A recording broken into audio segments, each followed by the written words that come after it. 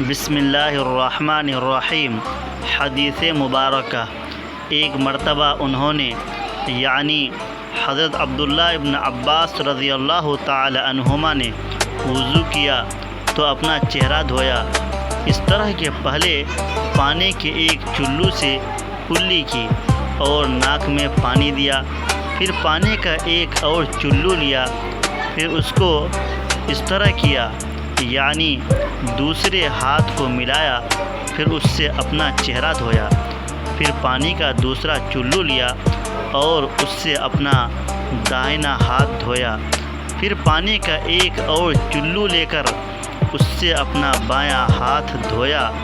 اس کے بعد اپنے سر کا مسح کیا، پھر پانی کا چلو لے کر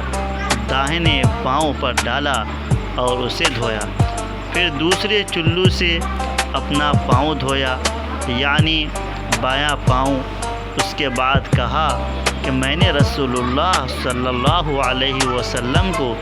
اسی طرح وضو کرتے ہوئے دیکھا ہے۔ یہ حدیث نمبر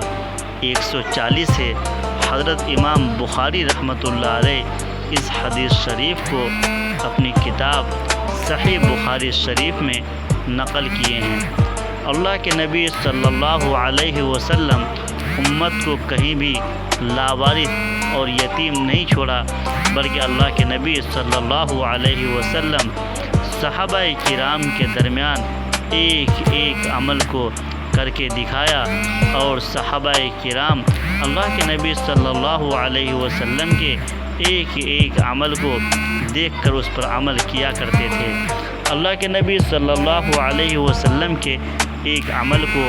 حضرت عبداللہ ابن عباس رضی اللہ تعالیٰ عنہما بتاتے ہیں۔ صحابہ کرام کے مجمع میں حضرت عبداللہ ابن عباس رضی اللہ تعالیٰ عنہما نے وضو کیا اور مکمل وضو کر کے دکھایا کہ اللہ کے نبی صلی اللہ علیہ وسلم کس طریقے سے وضو کیا کرتے تھے۔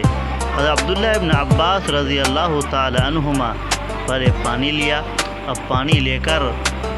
لے کر ایک چلو سے کلی کی اور ناک میں پانی دیا، پھر پانی کا ایک اور چلو لیا، اس کو اس طرح کیا یعنی دوسرے ہاتھ کو ملایا، پھر اس سے اپنا چہرہ دھویا، پھر پانی کا دوسرا چلو لیا۔ اس طریقے سے مکمل وضو حضرت عبداللہ ابن عباس رضی اللہ تعالیٰ عنہما عملی طور پر صحابہ کرام کے درمیان پیش کی، اور لاسٹ میں یعنی آخر میں حضرت عبداللہ ابن عباس رضی اللہ عنہ کہنے لگے کہ میں نے اللہ کے نبی صلی اللہ علیہ وسلم کو اس طریقے سے وضو کرتے ہوئے دیکھا ہے۔